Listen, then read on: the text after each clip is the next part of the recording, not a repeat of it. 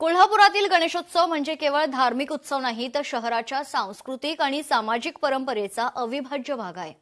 मात्र यंदा गणेशोत्सव सुरू होण्यापूर्वीच प्रशासन आणि हिंदुत्ववादी संघटना आमने-सामने आल्यात। गणेश आगमन आणि विसर्जन मिरवणुका कायद्याच्या चौकटीत काढाव्यात, डॉल्बी आणि डोळ्यांना इजा करणाऱ्या प्रकाश झोतांचा वापर टाळावा अशी पोलिसांची भूमिका आहे। तर उत्सवाच्या पारंपरिक पद्धतीत प्रशासनाने हस्तक्षेप करू नये अशी हिंदुत्ववादी संघटनांची मागणी। एकूणच पोलीस प्रशासन आणि मंडळाच्या कार्यकर्त्यांच्या समजत आहोत वादावर पडदा पडण्याची शक्यता निर्माण झाली आहे। पाहूयात।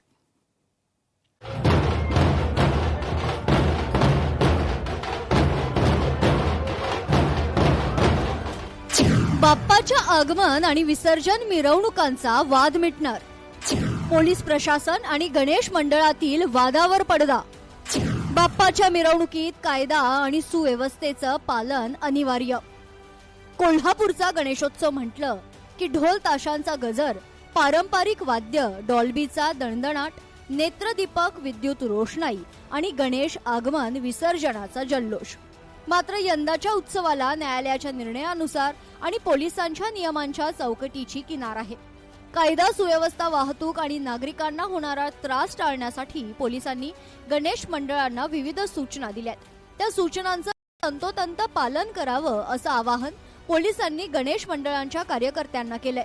दरम्यान गणेश आगमन आणि विसर्जन मिरवणुकीच्या पार्श्वभूमीवर सर्व गणेश मंडळांनी कायदा आणि सुव्यवस्थेचं पालन करावं असंही पोलिसांनी म्हटलंय। पारंपरिक वाद्ययंत्र सोबत देणार आहे। आणखी एक कन्फ्युजन होत आहे की कोणतेही प्रकारचे पारंपरिक वाद्ययंत्र या साऊंड सिस्टमला पाबंदी पोलिसांनी घालण्यात आली आहे। साऊंड सिस्टम जे 14 आणि 25 तारखेला आगमन आणि विसर्जनची मिरवणूक होणार आहे त्यामध्ये साऊंड सिस्टमला पण आम्ही परवानगी देणार आहे, परंतु त्यामध्ये फक्त 2 बेस आणि 2 टॉपला परवानगी देणार आहे। आणि जे सुप्रीम कोर्टचे जे गाईडलाईन्स आहे नॉइज पोल्युशन बद्दल त्यांची चौकटीत राहून गणपती उत्सव साजरा करतील सर्व मंडळ, याच्यासाठी महासमितीला यांच्याबद्दल पण आम्ही सूचना देण्यात आल्या आहे। पोलिसांच्या आवाहनानुसार यंदा कोणतेही नवे नियम लादलेले नाहीत। अस्तित्वात असलेल्या कायदा आणि नियमांचं पालन करत पारंपरिक पद्धतीनं गणेशोत्सव साजरा करावा एवढीच पोलिसांची भूमिका आहे। मात्र हिंदुत्ववादी संघटनांनी आणि गणेश मंडळांनी यावर आक्षेप घेतलाय।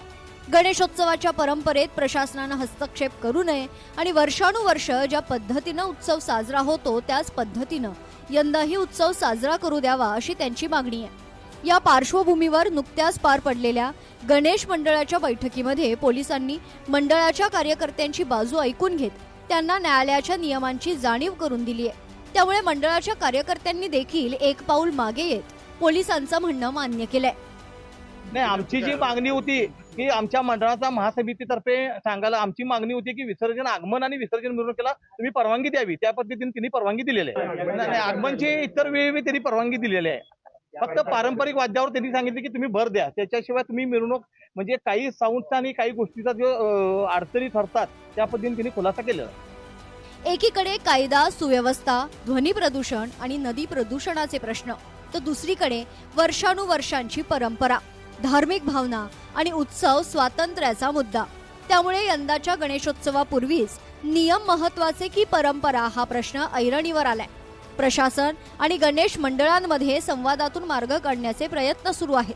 त्यामुळे उत्सवाचा जल्लोष कायम ठेवतानाच कायदा सुव्यवस्थेलाही धक्का लागू नये यासाठी दोन्ही बाजूंना संयमाची भूमिका घ्यावी लागणार आहे। त्यामुळे 31 ऑगस्टला होणाऱ्या संयुक्त बैठकीत नेमकं काय होतं हे पाहणं महत्वाचं ठरणार आहे।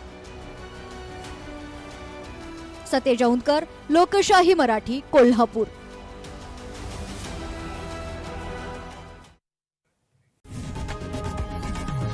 लोकशाही मराठी, ऐका, पहा, जागरूक रहा।